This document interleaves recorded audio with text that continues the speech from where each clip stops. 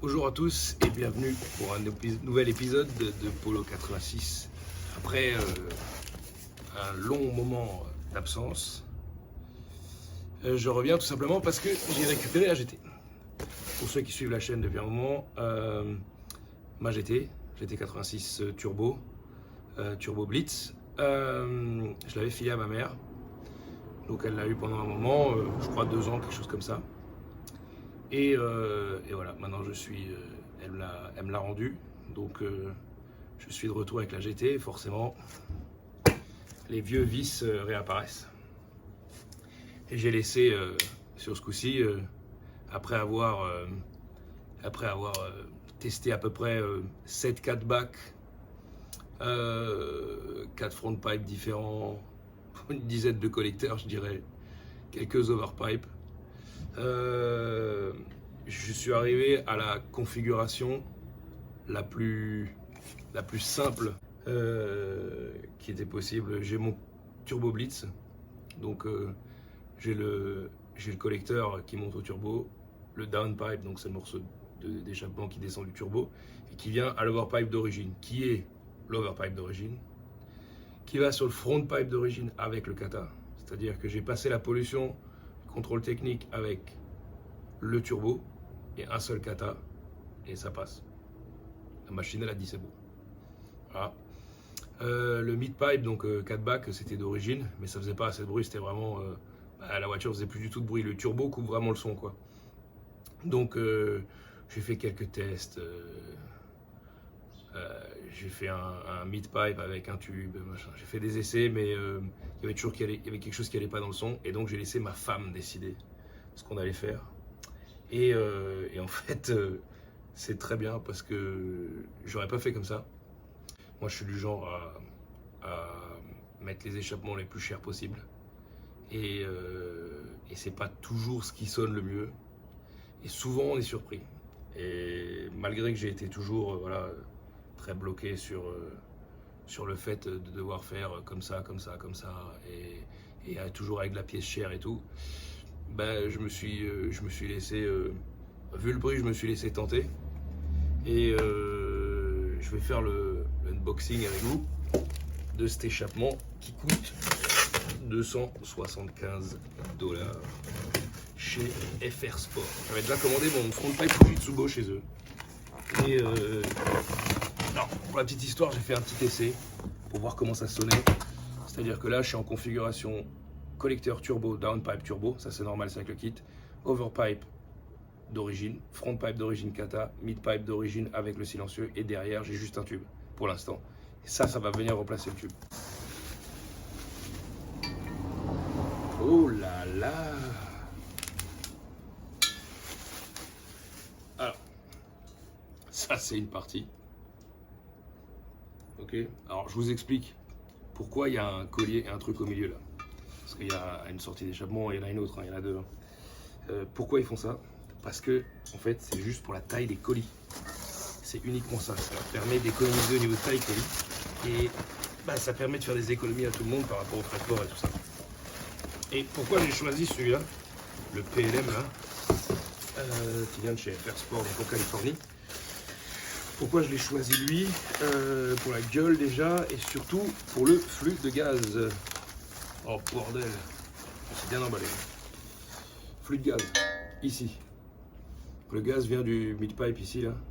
Et souvent, je vois des échappements où il y a le... Je vais ranger ce couteau. Je vois des échappements où on voit ce coude-là, celui-là, le principal là, ce coude-là, ici là. Et après, seulement cette partie-là est branchée dessus. Donc oui, le gaz il trouve son chemin quand même. Mais là, j'aimais bien ce Y en fait. Parce que pour moi, ça va vachement bien quoi. Le gaz passe bien directement sur la première sortie. Moi, je voulais surtout le bruit de la première sortie en fait. Parce que là, pour l'instant, j'ai qu'un seul, j'ai un tube. J'ai un tout petit tube qu'on avait fabriqué une fois quand j'ai dû rentrer un soir tard et j'avais pas fini l'échappement avec Christophe, mon pote qui me fait les soudures d'échappement. Et voilà, on a bricolé un truc en vitesse pour juste que je puisse rentrer, parce que si vous laissez le mid-pipe ouvert d'origine, Le seul truc que vous risquez de faire, c'est de cramer le pare-choc. Il y a des Américains qui ont déjà essayé, parce que le bruit est joli en fait. Quand vous enlevez juste le silencieux arrière, le bruit est très sympa, il est assez rauque, il est grave, il est très agréable, il est très joli. Et en fait, si vous l'enlevez sans mettre quelque chose pour rediriger le gaz vers le sol ou vers l'arrière de la voiture après le pare-choc, comme le mid-pipe il s'arrête comme ça, les gaz montent en fait et ils vont dans le pare-choc, ils font fondre le pare-choc. Il y a des Américains qui ont vraiment fondu le pare-choc complètement. Donc, voilà. Donc il file une paire de joints, donc il y a le joint du milieu et le joint qui se connecte machin, et il file 4 nouveaux écrous. Ouais, boulon écrou. Ça c'est bien. Ça c'est bien parce que souvent quand elles ont un peu roulé et qu'elles sont un peu rouillées, tu les dévisses et ça pète si t'as pas de colle. Donc voilà.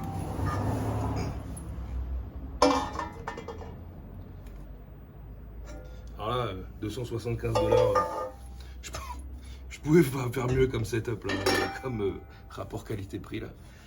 Donc je vais aller monter ça et puis je vais vous filmer ça, le résultat du bruit.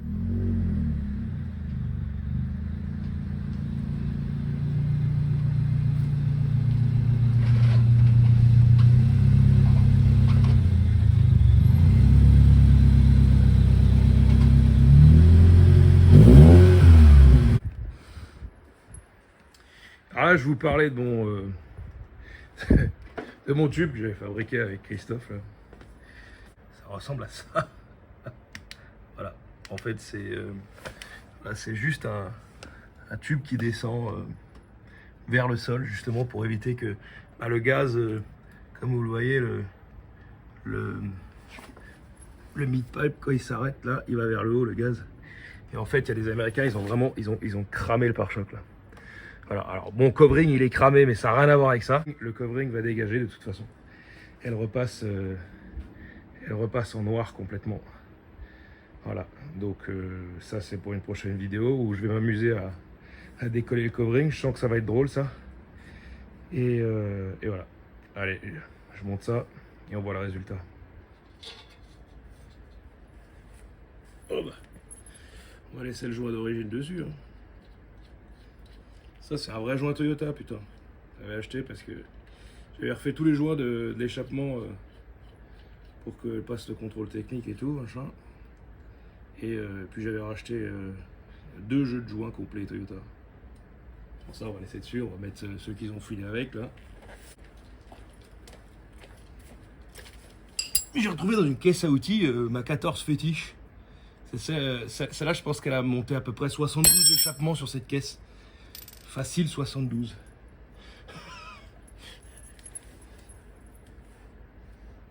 Est-ce que j'ai exagéré avec le nombre d'échappements que j'ai essayé? Oui, tout à fait. Qu'est-ce que je fais? Est-ce que je le fous en 2 parties ou est-ce que je le branle d'abord en un et après voilà.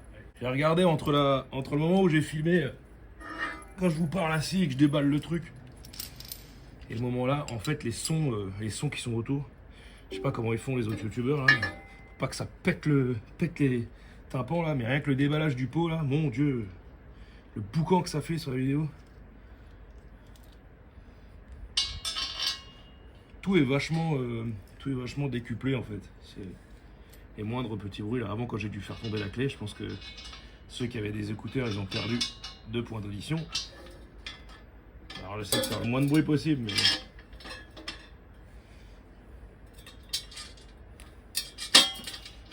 est-ce que c'était la bonne technique ça? Ou est-ce que ça ne l'était pas? Je ne sais pas. Alors faut foutre ça dans les caoutchoucs en dessous là. Ça c'est le plus chiant. Un peu de WD-40. Un peu de patience. Et un peu de force.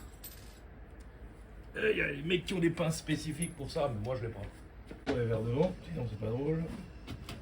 Allez, vas-y, ah, merci. Toi, tu vas là. Oh, les doigts dans le nez.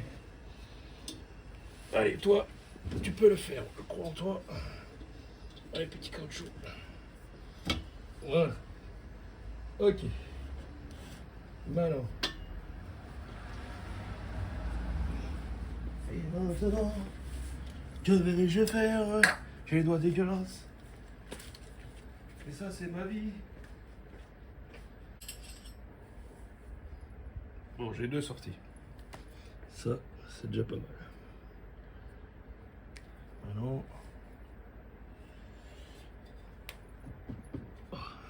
c'est pas à 100% l'alignement, hein. C'est pas 100%. Pas 100%, chef.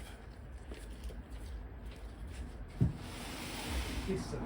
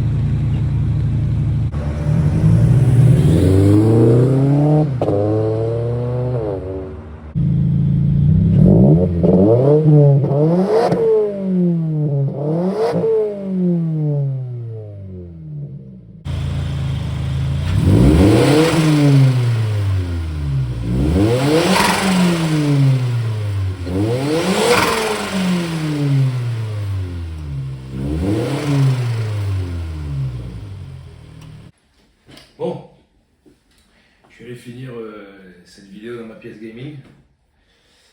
Parce qu'on est vachement mieux sous la clim quand même. Je suis désolé, mais c'était insupportable la chaleur dehors dans le garage. Déjà, je vais devoir bosser cet après-midi comme ça. Voilà. Bon, donc je suis allé faire un essai sur route. Il y a plus de drones que ce que je pensais. C'est-à-dire, ça fait plus de drones que le tube seul sous le pare-choc. Je suis assez surpris. Est-ce que c'est la résonance dans les tubes qui fait ça?